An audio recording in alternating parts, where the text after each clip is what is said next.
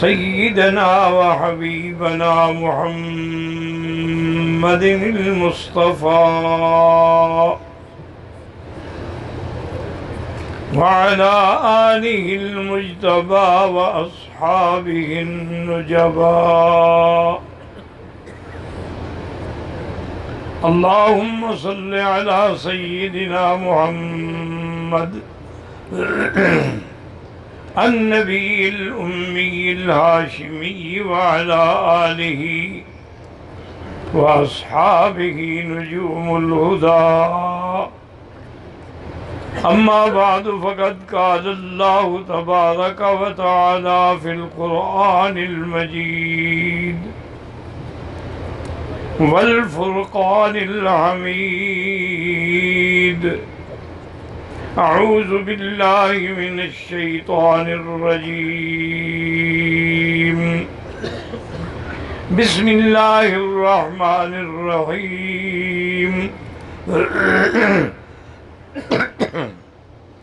وما محمد إلا رسول قد خلت من قبله الرسل أفإن مات أو قتل انقلبتم على أعقابكم ومن ينقلب على عقبيه فلن يضر الله شيئا وسيجزي الله الشاكرين. وقال في مقام آخر بسم الله الرحمن الرحيم. كل من عليها فان ويبقى وجه ربك ذو الجلال والإكرام. قال النبي صلى الله عليه وسلم إن للموت سكرات اللهم أعني على سكرات الموت اللهم أعني على سكرات الموت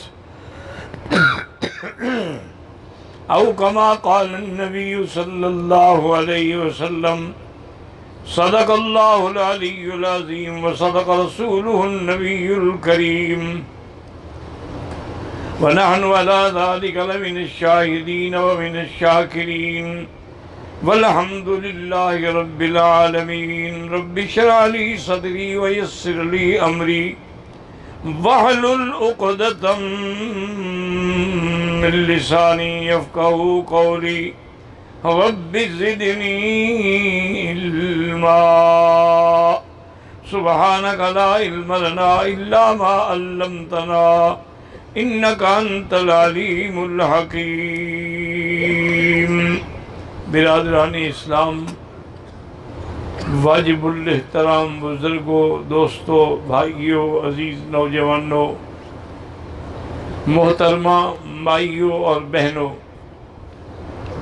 اللہ تبارک و تعالیٰ کے کلام مقدس سے آیات مبارکہ اور آقا انعامدار حبیب کبریا سیدنا محمد مصطفیٰ صلی اللہ علیہ وعلا آلہ واصحابہ وسلم تسلیما کثیرا کثیرا کے فرامین مبارکہ میں سے ایک حدیث تلاوت کی ہے. دعا فرمائیں کہ اللہ تعالیٰ ایسا جس کو مالا حلثیت عافیت کاملہ عاجلہ دائمہ اور حق بات بیان کرنے کی توفیق عطا فرمائیں. آپ کو حق سننے سمجھنے کی، ہم سب کو حق پر چلنے کی توفیق عطا فرمائیں. پروردگار عالم تمام آنے والوں کی حاضری، حج، عبادات، زیارات، صدقات، خیرات منظور و مقبول فرمائیں. اور دعا فرمائیں کہ آج چونکہ نئے سال کی ابتدا ہے، اللہ تعالیٰ اس سال کو مسلمانوں کے لیے، عالم اسلام کے لیے بہت بڑی کامیابیوں اور خوشی کا سال بنا دیں. اللہ تبارک و تعالیٰ کشمیر کی آزادی کا سال بنا دیں. اللہ تعالیٰ مسجد اقصیٰ کی آزادی کا سال بنا دیں. اللہ تبارک و تعالیٰ مسلمان اقلیتیں جس ملک میں بھی ظلم و ستم کا شکار ہو رہی ہیں، اپنی رحمت کے ساتھ ان کے حال کو شر سے خیر میں بدل دے اور ان کی پریشانیوں کو خوشیوں میں بدل دے. وما ذالک علی اللہ بعزیز، آپ ہر چیز پہ قادر ہیں۔ اور دوسری بات یاد رکھیں یہ ہے کہ انشاءاللہ کل نہیں پرسوں سے پہلی منزل پہ پھر درس منتقل ہو جائے گا انشاءاللہ ثم انشاءاللہ۔ میں اس لیے وقفہ رکھ رہا ہوں تاکہ سب ساتھیوں کو علم ہو جائے کہ انشاءاللہ کل نہیں پرسوں سے درس جو ہے وہ پہلی منزل پہ جہاں پہلے ہوتا تھا نا وہی ہو جائے گا، کیونکہ اب الحمدللہ اتنی جگہ ہے کہ ہم نیچے بیٹھ سکتے ہیں، اور عورتوں کے لیے بھی پیچھے وہ پردہ لگا ہوا ہے لیکن پھر بھی آواز الحمدللہ پہنچ جاتی ہے۔ بہرحال اللہ تعالیٰ قبول فرمائے۔ میں نے چند دنوں میں جو سیرت مصطفیٰ صلی اللہ علیہ وسلم کے ابواب بیان کیے ہیں، آج کے درس میں سرکار دو عالم کی وفات کا ذکر ہے، کیونکہ یہ قاعدہ ہے کہ جو انسان پیدا ہوا ہے یا جو ذی روح پیدا ہوا ہے، کل نفس ذائقۃ الموت، سب نے موت کا مزہ چکھنا ہے، موت برحق۔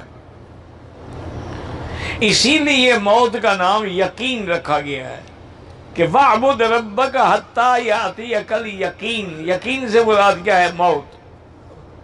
اور یہ بھی آپ کو پتہ ہے کہ دنیا کے اندر خدا کے منکر پیدا ہوئے ہیں، انبیاء کے منکر پیدا ہوئے ہیں، معجزات کے منکر پیدا ہوئے ہیں، کرامات کے منکر پیدا ہوئے ہیں، اولیاء کے منکر پیدا ہوئے ہیں، صحابہ کے منکر پیدا ہوئے ہیں، لیکن موت کا کوئی منکر پیدا نہیں۔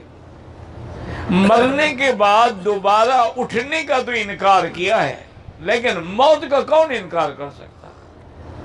تو میرے آقا رحمت دو جہاں صلی اللہ علیہ وسلم جب حجۃ الوداع کے موقع پر تشریف لے آئے تو سورۃ النصر جو ہے یہ اسی موقع پہ اتری ہے، تقریباً 10 ہجری میں، کہ اذا جاء نصر اللہ والفتح، فتح سے مراد فتح عظیم تھی، اللہ کی مدد یہ تھی کہ اب لوگ فوجوں کی فوجیں، جماعتوں کی جماعتیں اسلام میں داخل ہو رہی تھیں، اسلام الحمدللہ اللہ کی رحمت سے بڑھتا جا رہا تھا، حتیٰ کہ جب حضور مکے سے مدینہ تشریف لے گئے تو آپ کے ساتھ صرف ابو بکر تھے، ایک ساتھی تھا، لیکن حجۃ الوداع میں تو 1.25 لاکھ صحابی آپ کے ساتھ عرفات میں تھے۔ تو اسی خطبۃ الوداع میں حضور نے یہ بھی فرمایا تھا کہ خذوا عنی مناسککم، آپ نے فرمایا لوگوں مجھ سے دین کے مسائل سیکھ لو، لعلی لا اراکم بعد عامی ھذا، ہو سکتا ہے کہ اس سال کے بعد پھر میں تمہیں دوبارہ نہ دیکھوں۔ تو اشارہ تھا آپ کی وفات کی طرف کہ یہ میرا آخری حج ہے، جو سیکھنا ہے اس سے آپ سیکھ لیں۔ اسی طرح ایک روایت میں بھی ہے کہ جب یہ آیت اتری تو حضور پاک نے حضرت جبریل علیہ السلام سے فرمایا کہ جبرائیل مجھے اس آیت سے اپنی موت کی خوشبو آ رہی ہے۔ تو حضرت جبریل نے کہا حضور آپ کو فکر کرنے کی کیا ضرورت ہے، وَالْآخِرَةُ خَيْرٌ لَكَ مِنَ الْأُولَىٰ، آنے والی زندگی تو آپ کے لیے اس سے بھی زیادہ بہتر ہے۔ لیکن حضور کو سمجھ آ گئی کہ یہ علامات ہیں، اب میرا کام مکمل ہو گیا ہے۔ پھر جب آیت اتری الیوم اکملت لکم دینکم واتممت علیکم نعمتی ورضیت لکم الاسلام دینا، ابو بکر رو پڑے۔ صحابہ نے پوچھا یار دین مکمل ہو گیا، نعمت پوری ہو گئی، ہنسنے کا خوشی کا موقع ہے کہ رونے کا؟ فرمایا اللہ کے بندے تم نہیں سمجھتے ہو، اس آیت میں بھی اشارہ ہے حضور کی وفات کا کہ جب دین مکمل ہو گیا، نعمت پوری ہو گئی، اسلام کامل ہو گیا، تو معنی یہ ہے کہ اب حضور کے پھر جانے کا وقت آ گیا۔ جب کام مکمل ہو جائے تو آدمی لازمی بات ہے کہ پھر واپس جاتا ہے۔ اور اسی طرح سے حضور پاک جب حضرت معاذ رضی اللہ تعالیٰ عنہ کو یمن کے لیے روانہ فرما رہے تھے تو حضرت معاذ سواری پہ بیٹھے تھے اور حضور ساتھ پیدل چل رہے ہیں۔ یہ ایک عزت ہوتی ہے اپنے گورنر کی، اپنے نمائندے کی، اپنے سفیر کا اعزاز ہوتا ہے۔ حضور چلتے رہے اور اس کے بعد آپ نے فرمایا کہ یا معاذ ایک بات یاد رکھا کہ اب جب تم مدینے آؤ گے لا تلقانی فی المدینہ، مجھے تم مدینے میں نہیں پاؤ گے، تم میری قبر کی زیارت تو کرو گے، مدینے کی زیارت تو کرو گے، لیکن مجھے نہیں دیکھو گے۔ تو اشارہ تھا آپ کی وفات کا۔ معاذ رونے لگ گئے اور روتے روتے بے ہوش ہو گئے. ہم نے اللہ کے بندے موت برحق ہے، اس لیے میں اپنی صحابہ کو پہلے سے ایک بات کے لیے تیار کر رہا ہوں کہ موت آنے والی ہے، اور اشارے جو ہیں وہ شروع ہو گئے. ہر سال حضور رمضان المبارک میں جبریل علیہ السلام کے ساتھ قرآن شریف کا ایک دور کرتے تھے، لیکن جس سال آپ کی وفات ہے تو آپ نے 2 دفعہ دور کیا ہے قرآن شریف کا. ہر سال حضور اعتکاف 10 دن بیٹھتے تھے، لیکن جس سال آپ کی وفات ہے حضور نے 20 دن کا اعتکاف کیا ہے. یہ ساری بات کا تیاری تھی، کیونکہ اللہ نے فرما دیا تھا کہ فَسَبِّحْ بِحَمْدِ رَبِّكَ وَاسْتَغْفِرْهُ إِنَّهُ كَانَ تَوَّابًا. اب میرے مدنی آپ تسبیح و تحمید اور استغفار میں لگ جائیں. اب آپ کا کام جو ہے پورا ہو گیا ہے. الحمدللہ آپ نے جو کھیتی لگائی تھی وہ کھیتی بالکل اب تیار ہو گئی. اسی طرح حضور پاک صلی اللہ علیہ وسلم جنت البقیع تشریف لے آئے اور بڑی لمبی دعائیں کرتے رہے. شہدائے احد تشریف لے گئے، وہاں بھی آپ نے بڑی لمبی دعائیں کی، اور اس کے بعد یہ بھی فرمایا استودعکم اللہ دینکم، میں تمہیں اللہ کے سپرد کرتا ہوں. حضور واپس جب تشریف لائے تو یہ 28 صفر اور بدھ کا دن تھا، یاد رکھیں، یعنی مہینہ صفر کا تھا اور دن جو ہے وہ بدھ کا تھا. حضور کو تکلیف شروع ہو گئی. سب سے بڑی تکلیف یہ تھی کہ بخار بھی تھا اور شدید سر میں درد تھا، اور وہ رات جو ہے وہ نوبہ تھا بی بی میمونہ حضور کی بیوی کا، اس کے گھر میں آپ تشریف لے گئے. اس بیماری میں بھی حضور عدل فرماتے رہے کہ آپ فرماتے میری چارپائی لے جاؤ جس بیوی کے گھر میں نے آج جانا ہے. یعنی یہ عدل تھا اللہ کے پیغمبر کا کہ اتنی شدید بیماری کے باوجود فرماتے کہ بھی کل کس کی باری ہے، انہوں نے کہا جی فرمایا اس کے گھر میں پھر میری چارپائی لے جانا.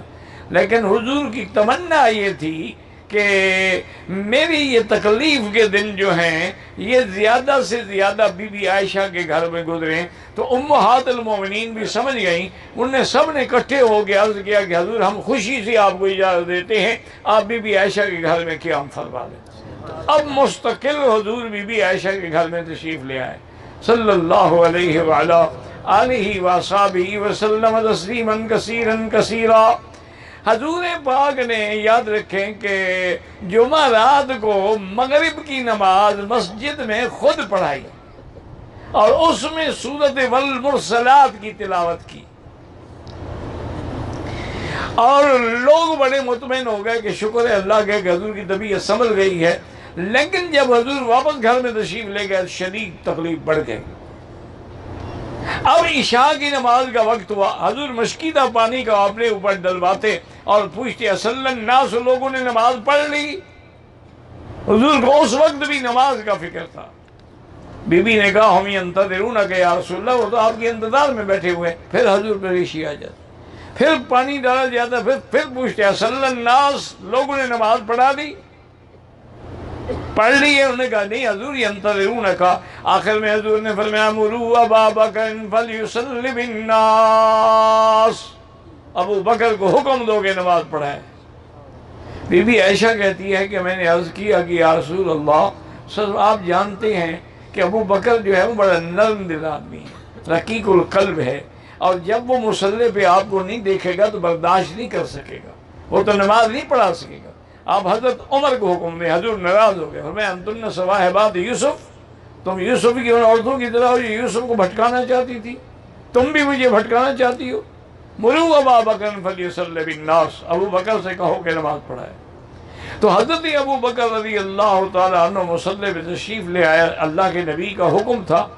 اس کے بعد اللہ کی شان یہ ہے کہ حضور کی طبیعت سنبھل گئی تو آپ نے حضرت علی اور حضرت عباس کے کندھے پہ ہاتھ رکھا اور پھر مسجد آ گئے. یعنی طبیعت سنبھلی، توفیق ہوئی تو وہ مسجد میں آئے. ابو بکر نے محسوس کیا کہ حضور آ رہے ہیں تو ابو بکر ہٹنے لگ گئے. حضور نے فرمایا الا رسلک یا ابا بکر، ابو بکر کھڑے رہو جہاں کھڑے ہو، نماز پڑھاؤ. لیکن ابو بکر ہٹتے گئے. حضور اس کے دائیں طرف آگے بیٹھ گئے. اب حالت یہ ہو گئی کہ ابو بکر جو ہے وہ مکبر کی حیثیت میں ہو گئے، حضور خود امام بن گئے، تو حضور پاک نے بیٹھ کے نماز پڑھائی، ابو بکر نے کھڑے ہو کے تکبیر کہتے رہے تاکہ لوگ سن سکیں۔ جب حضور فارغ ہوئے تو آپ نے فرمایا ابو بکر میں نے تمہیں حکم دیا تھا کہ اپنے مقام سے نہ ہٹو، تم کیوں ہٹے ہو؟ انہوں نے کہا یا رسول اللہ مال ابن ابی قحافہ، ابی قحافہ کے بیٹے کی کیا طاقت ہے کہ یقدم علی رسول اللہ، حضور کے آگے کھڑا ہو جائے، میں یہ کیسے برداشت کر سکتا ہوں؟ تو اب حضور صلی اللہ علیہ وآلہ آلہ وصحبہ وسلم تسلیما کثیرا کثیرا واپس تشریف لے آئے۔ تو اب ہر وقت صحابہ آتے تھے، ملتے تھے، تو ایک دن حضور پاک نے فرمایا کہ ایتونی بقرطاس اکتب لکم لن تضلوا بعدی ابدا، ایک کاغذ قلم لے آؤ، میں کچھ لکھوا دوں تاکہ میرے بعد پھر تم کسی غلطی میں کسی گمراہی میں نہ پڑ جاؤ۔ تو حضرت عمر نے فوراً کہا، اس نے کہا کہ حسبنا کتاب اللہ، انہوں نے کہا کہ حضور اللہ کا قرآن، مقصد یہ تھا حضرت عمر کا کہ حضور بیمار ہیں، تکلیف ہے، اب ہم اس وقت آپ سے اگر دین کا کوئی مسئلہ ہے تو دین تو مکمل ہو گیا، اب مزید حضور کیا لکھیں گے؟ اگر کوئی دنیاوی بات ہے تو پھر ہم حضور کو تکلیف کیوں دیں؟ اسی کو روافض نے اور شیعہ نے بڑا مسئلہ قرطاس بنا کے لوگوں کو گمراہ کیا ہے کہ حضور حضرت علی کی خلافت لکھنا چاہتے تھے لیکن عمر نے نہیں لکھنے دی۔ انہوں نے اس مسئلے پر بڑے بڑے مناظرے بھی ہوئے، بڑی بڑی انہوں نے کتابیں بھی لکھی ہیں جو جھوٹ کا پلندہ ہے، جن میں کوئی حقیقت نہیں ہے۔ پہلی بات تو یاد رکھیں یہ ہے کہ اگر حضور نے فرمایا کاغذ قلم لے آؤ تو یہ کاتب کا کام ہوتا ہے لے آئے یا دوسرے کا کام ہوتا ہے؟ تو کاتب تو حضرت علی تھے، حضرت علی نہیں لے آئے، پھر تو جرم ان کا ہے، تو عمر کا کیا قصور ہے؟ حضرت عمر کاتب تو نہیں تھے، حضور کے کاتب تو حضرت علی تھے۔ پھر اس واقعے کے بعد حضور 4 دن زندہ رہے، جو 4 دن میں کسی وقت حضرت علی آگے لکھوا دیتے، لیکن یہ کہنا کہ جی حضرت علی ڈر گئے تو پھر مشکل کشا کیسے ہوئے؟ مشکل کشا بھی ڈر جاتا ہے۔ تو یہ اصل بات یہ نہیں، اصل بات یہ ہے کہ حضرت عمر ایک دفعہ تورات دیکھ رہے تھے کہ حضور ناراض ہو گئے، اور حضور نے فرمایا تھا کہ عمر لو کان موسیٰ حیا لما وسعہ الا اتباعی، اگر آج موسیٰ بھی زندہ ہوتے تو میری اتباع کرتے، تم قرآن کے ہوتے ہوئے تورات پڑھ رہے ہو۔ تو حضرت عمر کے دل میں وہ بات تھی کہ اب بیماری کا وقت ہے، کسی طرح وہ بات حضور کے دل سے نکل جائے، تو حتیٰ کہ اب حضور نے بھی کہا کہ میں نے حضور نے کہا قرآن کافی ہے، حسبنا کتاب اللہ، جب اللہ کا قرآن موجود ہے تو اور کسی چیز کی کیا ضرورت ہے؟ لیکن ایک بات یاد رکھیں کہ وہ جو حضور لکھوانا چاہتے تھے وہ حضور نے بتا دی، وہ 3 باتیں تھیں۔ یہ روافض تو ایسے انا للہ و انا الیہ راجعون، نہ ان کی کوئی اصل ہے، نہ ان کا کوئی نقل ہے، نہ کوئی بنیاد ہے، تمام روایات الف سے لے کر یہ تک جھوٹی کرتے ہیں۔ ایک دفعہ حضرت عباس نے حضرت علی سے آگے کہا کہ علی بات سنو، انی اعلم بعلامات موت قریش، قریشیوں کی موت کے وقت جو علامتیں ہیں نا وہ میں جانتا ہوں، حضور کی موت کا وقت قریب آ گیا، میں تمہیں مشورہ دیتا ہوں کہ تم حضور سے خلافت لکھوا لو تاکہ آپ کے بعد کوئی جھگڑا ہی نہ ہو۔ حضرت علی نے کہا کہ میں حضور کیا کہہ رہے ہو؟ واللہ مجھے اللہ کی قسم ہے میں حضور سے نہیں لکھواؤں گا۔ انہوں نے کہا کیا مطلب؟ انہوں نے کہا بات سنو، اگر حضور نے لکھ دیا تو الحمدللہ، اگر حضور نے انکار کر دیا نا پھر ہمارے خاندان میں بھی کبھی خلافت نہیں آئے گی، اس مسئلے کو اللہ پہ چھوڑ دو، جو اللہ چاہیں گے وہی ہوگا۔ تو حضرت خود ہی لکھوانا چاہتے تھے، اور وہ 3 باتیں تھیں جو حضور لکھوانا چاہتے۔ ایک بات یہ تھی اخرج المشرکین والیہود عن جزیرۃ العرب، میرے بعد جزیرت العرب سے مشرکین اور یہودیوں کو نکال دو۔ اور دوسری بات یہ تھی کہ اکرموا وفود القادمہ، باہر کے جو سفیر آئیں، جو وفد آئیں، ان کا اکرام کیا کرو، عزت کیا کرو، احترام کیا کرو۔ اور دوسری بات آپ نے فرمائی تمسکوا بکتاب اللہ، اللہ کے قرآن کی رسی کو مضبوطی سے پکڑ کے رکھنا۔ یہ 3 چیزیں تھیں جو حضور لکھوانا چاہتے تھے، حضور نے بتلا دی۔ اور اس کے بعد حضور نے یہ بھی فرمایا صحابہ سے کہ لا اخشی علیکم ان تشرکوا، مجھے یہ خوف نہیں ہے کہ میرے بعد تم شرک میں پڑ جاؤ گے، ولیکنی اخشی علیکم، مجھے ڈر یہ ہے کہ تمہارے پاس اتنی دولت آ جائے گی کہ کہیں تم بھی دنیا داروں کی طرح دولت پہ نہ لڑ پڑو۔ اللہ کی شان یہ ہے کہ حضور کے گھر میں 12 دینار رکھے ہوئے تھے، حالانکہ یاد رکھیں حضور کی وفات کے بعد حضور کے پاس کچھ بھی نہیں تھا، جو کچھ تھا فرمایا ما ترکنا فصدقۃ، خیرات کر دو۔ بی بی عائشہ سے کہا انفقیہ فی سبیل اللہ، وہ 12 دینار بھی خیرات کر دو، میں نہیں چاہتا کہ میں اللہ کے پاس جاؤں اور میرے گھر میں سونا پڑا ہو۔ بی بی عائشہ نے وہ بھی خیرات کر دیے۔ اب عائشہ صدیقہ فرماتی ہیں رضی اللہ تعالی عنہا کہ اسی بیماری کے دور میں سیدہ فاطمہ الزہرا رضی اللہ عنہا تشریف لائیں۔ حضور نے اشارہ کیا، اپنے پاس بلایا اور اس کے کان میں کوئی بات کی جو میں نہیں سن سکی۔ فبکت فاطمہ، بی بی فاطمہ نے رونا شروع کر دیا۔ تھوڑی دیر گزری، پھر حضور نے اشارہ کیا تو بی بی فاطمہ دوبارہ قریب ہوئی۔ اس کے بعد حضور نے کوئی بات کی، میں نے وہ بھی نہیں سنی، لیکن فضحکت فاطمہ، بی بی فاطمہ ہنسنے لگ گئی۔ تو بی بی عائشہ کہتی ہے میں حیران ہو گئی کہ بی بی فاطمہ تو بڑے شان والی عورت ہے، یہ ہنسنے کا مقام ہے، حضور کی وفات کا وقت ہے، بی بی ہنس رہی ہے۔ لیکن میں نے ادباً نہ پوچھا، میں نے کہا بہرحال کوئی راز ہوگا۔ اس کے بعد فرماتی ہیں کہ میرے بھائی عبد الرحمن بن ابی بکر آئے تو ان کے ہاتھ میں مسواک تھا تازہ، حضور نے بڑے شوق سے دیکھا تو میں سمجھ گئی، میں نے کہا حضور آپ کو مسواک کی تمنا ہے؟ فرمایا کہ ہاں۔ میں نے عبد الرحمن سے مسواک لیا، حضور نے فرمایا عائشہ اب میرے اندر طاقت نہیں، میں اس کو نرم نہیں کر سکتا، تم اس کو نرم کر کے چبا کے مجھے دے دو۔ تو بی بی عائشہ صدیقہ نے اس کو نرم کیا اور پھر حضور کو دیا۔ اسی لیے بی بی عائشہ فرماتی تھی میرے لیے فخر کی یہ بات ہے کہ توفی رسول اللہ صلی اللہ علیہ وسلم فی نوبتی وفی بیتی وبین سحری ونہری وجمع اللہ بین ریقہ وریقی۔ فرماتی تھی یہ میرے لیے شان ہے کہ گھر بھی میرا تھا، باری بھی میری تھی، اور حضور کا سر میرے سینے پہ رکھا ہوا تھا، اور آخری چیز جو حضور کے اندر گئی ہے وہ میرا لعاب دہن ہے جو مسواک کے ذریعے اندر گیا ہے۔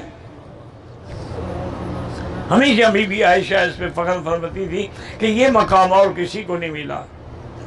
اسی اثنا میں حضور صلی اللہ علیہ وسلم نے بی بی عائشہ فرماتی ہیں کہ حضور نے فرمایا کہ عائشہ ھذا اوان انقطاع ابہری من سم التی اکلت بخیبر، وہ خیبر میں جس عورت نے مجھے زہر دی تھی نا، اس زہر کا آج مجھ پہ اثر ہو گیا کہ میری آنتیں اندر سے کٹ رہی۔ یہ بھی اللہ کی حکمت تھی نا جی، اللہ نے مدنی کو بھی تو شہادت کا درجہ دینا تھا نا، تو اس لیے وہ زہر کا پہلے اثر نہیں ہوا تو اب بھی نہ ہوتا، لیکن ہو گیا تھا کہ آپ کو مقام نبوت کے ساتھ مرتبہ شہادت بھی نصیب ہو جائے۔ تو حضور نے یہ بھی فرمایا۔ اس کے بعد بی بی فرماتی ہیں کہ حضور کا سر مبارک میرے سینے پہ تھا اور حضور ایسے اوپر دیکھتے تھے اور فرماتے تھے اللہم بالرفیق الاعلی ان للموت سکرات اللہم اعنی فی سکرات الموت۔ اللہ کے نبی دعا کر رہے تھے کہ یا اللہ موت، سکرات موت میں میرے لیے مشکل حل فرما دے، آسان کر دے۔ اور بی بی فرماتی ہے آپ یوں دیکھ رہے تھے، اس کے بعد ہاتھ مبارک جو تھا یکدم گر گیا اور حضور کا بدن مبارک بھی ڈھیلا ہو گیا میرے سینے پر، اور اس کے بعد حضور کے اندر سے ایک ایسی خوشبو نکلی کہ میں نے زندگی میں ایسی کیونکہ حضور کی روح مبارک جو تھی نا وہ پرواز کر رہی تھی، ایسی خوشبو جو ہے میں نے کبھی نہیں سونگھی تھی۔ میں نے اپنے سینے سے حضور کو سیدھا کیا اور انا للہ و انا الیہ راجعون پڑھا۔ میرے ابا آئے، روتے ہوئے داخل ہوئے اور آپ کے پیشانی پہ بوسہ دیا اور کپڑا مبارک ٹھیک کیا اور کہا عائشہ ہاذا قمرک الذی رأیتی، وہ جو تم نے خواب دیکھا تھا کہ میرے حجرے میں چاند اترا ہے، آج پہلا چاند تیرے گھر میں اتر گیا ہے۔ اب صحابہ جمع ہو گئے۔ سب سے بڑا مسئلہ تو یہ تھا کہ صحابہ کہتے ہیں کہ ہمارا عالم یہ ہو گیا کہ کئی صحابہ تو بے ہوش ہو کے گر پڑے، اور کئی صحابہ جو تھے وہ مدینہ چھوڑ کے پہاڑوں میں چلے گئے۔ کئی صحابہ رو رو کے دعا کرنے لگے کہ اللہ ہمارا آنکھوں کا نور چھین لے، اگر ہمیں حضور نظر نہ آئے تو ہم کیوں دیکھیں کسی اور کو۔ صحابہ کا یہ علم تھا، اور حضرت عمر کا یہ علم تھا کہ تلوار لے کے کھڑے تھے اور کہتے کہ من قال ان محمدًا قد مات سأضرب عنقه، جو کہے گا کہ حضور کی وفات ہو گئی ہے عمر اس کی گردن اڑا دے گا۔ حضرت ابو بکر نے دیکھا اللہ نے کام لینا تھا، حضرت ابو بکر کو اللہ نے حوصلہ دیا، آپ منبر پہ تشریف لے آئے، سارے صحابہ جمع ہو گئے، آپ نے خطبہ پڑھا اور خطبے میں یہ ساری آیتیں پڑھی، انک میت و انہم میتون، اور پھر میں اللہ فرماتے ہیں کل نفس ذائقۃ الموت، اور اللہ فرماتے ہیں کل شیء ہالک الا وجہہ، اور اللہ فرماتے ہیں کل من علیہا فان وَيَبْقَى وَجْهُ رَبِّكَ ذُو الْجَلَالِ وَالْإِكْرَامِ، اور اس خطبے میں حضرت صدیق نے فرمایا من کان یعبد محمدا فإن محمدا قد مات، جو تم میں سے محمد مدنی کی عبادت کرتے تھے وہ سن لیں کہ حضور پہ موت آ گئی ہے، وَمَنْ كَانَ يَعْبُدُ رَبَّ مُحَمَّدٍ وَهُوَ حَيٌّ لَا يَمُوتُ، اور اگر تم رب محمد کی عبادت کرتے ہو تو وہ زندہ ہے جس پہ کبھی موت نہیں آئے گی۔ حضرت عمر فرماتے ہیں کہ میں نے جب قرآن کی آیتیں سنی مجھے ایسے معلوم ہوا کہ آیتیں آج اتری ہیں، میں نے پہلے پڑھی بھی نہیں ہیں، اب میں بھی مطمئن ہو گیا کہ واقعی حضور پہ موت آ گئی ہے۔ لیکن اب مسئلہ یہ ہوا کہ بھی حضور کے غسل کا، کہ آپ کو غسل دینا ہے، کیا کپڑے مبارک آپ کے اتارے جائیں یا نہ اتارے جائیں؟ ایک غیبی آواز آئی کہ اللہ کے پیغمبر کے کپڑے مت اتاریں، انہی کپڑوں میں غسل دے دیں، تو یہ مسئلہ تو حل ہو گیا۔ اب دوسرا مسئلہ یہ تھا کہ حضور کا دفن کہاں ہو۔ حضرت ابو بکر نے کہا میں نے خود حضور سے حدیث سنی تھی کہ جس نبی کا جس مقام پہ روح قبض ہوگا وہی مقام دفن ہوگا، چونکہ حضور کی موت بی بی حجرہ کے عائشہ میں زیادہ، قبر بھی بی بی عائشہ کے حجرے میں بنے گی، یہ مسئلہ بھی حل ہو گیا۔ اب تیسرا مسئلہ یہ تھا کہ حضور کی قبر کیسے بنائی جائے۔ قبر دو طرح کی ہوتی ہے، ایک لحد والی ہوتی ہے، ایک شق ہوتی ہے، ایک تو ایک سیدھی قبر کھود دی، ایک دیوار کے اندر پھر سامی بنائی جاتی ہے۔ تو اب انہوں نے کہا اب کیا کریں، لحد والی قبر بنائی جائے یا شق والی بنائی جائے؟ انہوں نے کہا ایسا کرتے ہیں کہ شق کی قبر بنانے والے ابو عبید اللہ ہیں اور لحد والی ابو طلحہ ہے، دونوں کی طرف آدمی دوڑاؤ، جو پہلے آ جائے گا اسی پہ عمل کریں۔ تو ابو طلحہ آ گئے تو حضور کی قبر مبارک بھی لحد والی تیار کی گئی، اور قبر جو ہے وہ اونٹ کے کوہان کی طرح یعنی ایسے سیدھی کی گئی، اور حضور صلی اللہ علیہ وسلم کی کفن دینے کے بعد، آپ کی تدفین کے بعد، اب یہ ایک مسئلہ تدفین سے پہلے یہ بھی تھا کہ جنازے کا کیا ہو۔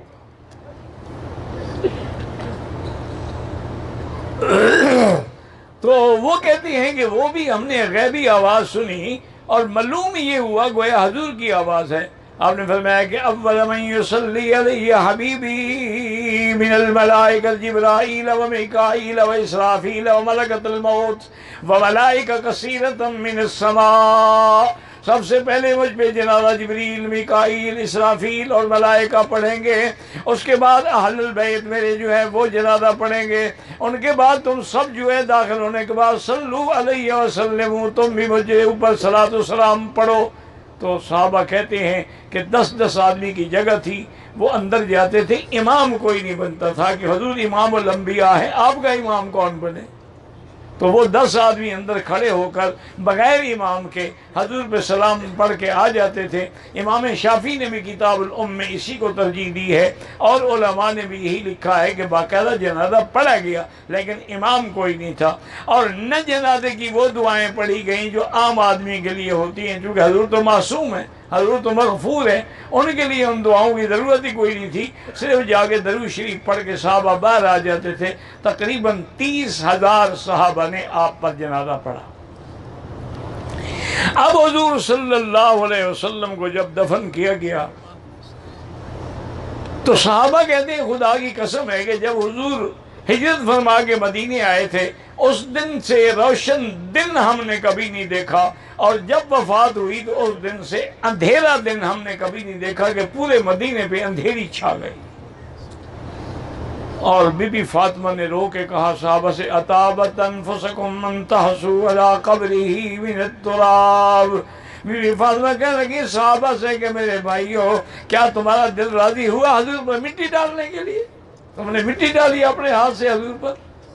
اور اس کے بعد بی بی صاحبہ نے فرمایا، واہ کربتا واہ ابتا اليوم انقطع عنا الوحی وَإِلَى جِبْرِيلَ نَنْعَا، اور فرمایا صُبَّتْ عَلَيَّ مَصَائِبٌ لَوْ أَنَّهَا صُبَّتْ عَلَى الْأَيَّامِ سِدْنَ لَيَالِيَا۔ کہا ابا جان آج ہم کس سے تعزیت کریں؟ جبریل سے تعزیت کریں۔ آج جبریل کا آنا بھی بند ہو گیا، آج وحی کا آنا بھی بند ہو گیا، صرف آپ نہیں گئے بلکہ جبریل کا آنا اور وحی کا اترنا بھی آپ کے ساتھ بند ہو گیا ہے۔ اس کے بعد آپ فرماتی ہیں، بی بی عائشہ کہتی ہیں کہ بی بی فاطمہ آج تو مجھے وہ بات بتا دو کہ تم پہلے رونے لگ گئیں۔ انہوں نے کہا جب میں پہلی دفعہ قریب ہوئی تو حضور نے فرمایا کہ فاطمہ میری موت کا وقت آ گیا۔ صلی اللہ علیہ وسلم، صلی اللہ علیہ وسلم۔ اور مجھے حضور نے جب پریشان دیکھا دوبارہ بلایا اور آپ نے فرمایا کہ فاطمہ راضی ہو جاؤ، اسرعکم بی لحوقا من اہلی، تم میرے اہل بیت میں سے سب سے پہلے میرے پاس آؤ گی۔ تو میں خوش ہو گئی کہ چلو یہ عارضی جدائی ہے، پھر جا کے جنت میں ملاقاتیں ہو جائیں گی حضور صلی اللہ علیہ وسلم سے، اس لیے میں خوش ہو کے ہنس پڑی۔ اب حضرت ابو بکر رضی اللہ عنہ کو پتہ لگا کہ سقیفہ بنی سعدیہ میں صحابہ جمع ہو رہے ہیں اور خلافت کے بارے میں بات ہو رہی ہے۔ انصار کہتے ہیں کہ ہمیں خلیفہ بنایا جائے، کہ ہم نے حضور کو سینے سے لگایا، مکے والوں نے تو نکال دیا۔ حضرت ابو بکر رضی اللہ تعالیٰ تشریف لے آئے، آپ نے فرمایا انصار سے کہ تم ہمارے بھائی ہو، ہم تمہارا اکرام کرتے ہیں، تم نے ہمارا اکرام کیا ہے، لیکن حضور کی ایک حدیث ہے کہ لا خلافت الا فی قریش، میرے بعد خلیفہ قریشیوں میں سے بنے گا۔ انہوں نے کہا تو بس اب ہم اپنی درخواست واپس دیتے ہیں چونکہ ہم تو انصار ہیں، اب قریشیوں میں کون بنے گا؟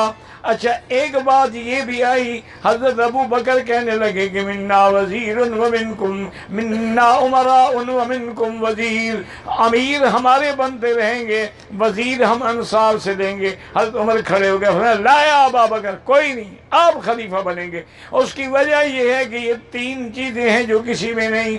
ثانی اثنین اذ ہما فی الغار، یہ قرآن تیرے حق میں اترا ہے۔ اذ یقول لصاحبہ، یہ قرآن تیرے حق میں اترا ہے۔ لا تحزن ان اللہ معنا، یہ قرآن تیرے حق میں اترا ہے تو تیری صحابیت، اللہ کی معیت تیرے ساتھ ہے۔ اور پھر سب سے بڑی بات ہے قدمک رسول اللہ، اللہ کے نبی نے مصلی پہ تمہیں کھڑا کیا ہے۔ جب دین کا تمہیں امام بنایا ہے تو ہم تمہیں دنیا کا امام کیسے نہ بنائیں۔ فبایا عمر فبایا اصحاب رسول اللہ، سب سے پہلے حضرت عمر نے بیعت کی، پھر سب صحابہ نے بیعت کی، اور 3 روز تک حضرت ابو بکر خطبہ دیتے اور فرماتے لوگو اگر تمہیں میری بیعت سے اعتراض ہو میں اب بھی استعفیٰ دینے کے لیے تیار ہوں، اگر تم راضی ہو فَإِنْ أَحْسَنْتُ فَأَعِينُونِي، اگر میں اچھا کام کروں میری مدد کرنا، وَإِنْ أَسَأْتُ فَقَوِّمُونِي، اور اگر میں غلطی کروں تو مجھے سیدھا کر دینا، لیکن میرا استعفیٰ لے لو تو زیادہ اچھی بات ہے۔ حضرت علی غصے میں کھڑے ہوئے اور کہا کہ یا ابا بکر لا نکیلک ولا نستقیلک، نہ ہم چھوڑیں گے نہ آپ سے استعفیٰ لیں گے، کیف اؤخر من قدم رسول اللہ، ہم اس کو پیچھے کیسے ہٹائیں جس کو حضور نے مقدم کر دیا ہو۔ تو یہ ساری باتیں ہیں کہ حضرت علی نے خیر بیعت نہیں کی، ساری بات آپ نے بیعت کی اور ہمیشہ حضرت علی کے وزیر رہے رضوان اللہ علیہم اجمعین۔ اللہم ثبتنا علی الایمان وارزقنا حسن الختام واجعل آخر کلامنا لا الہ الا اللہ محمد رسول اللہ۔